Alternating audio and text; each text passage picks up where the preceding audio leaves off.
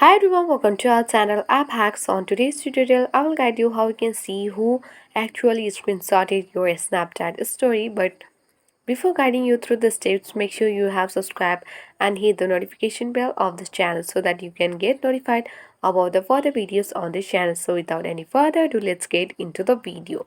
Firstly, you need to open the Snapchat, and on the top left corner of the screen you will see the profile icon.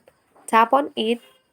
After that, you'll be access to this page. Make sure you have added a story on the Snapchat.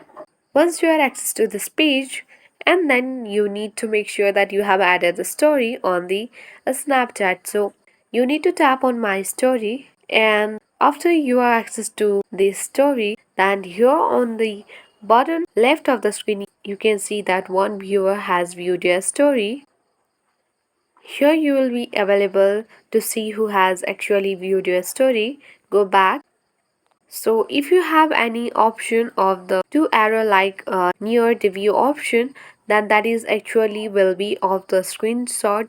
If you have that option available, then you can tap on that and easily see who actually screenshotted your Snapchat story. The feature hasn't been available on this Android phone, so if it is available on your device, then you can just tap on that arrow like option near the view.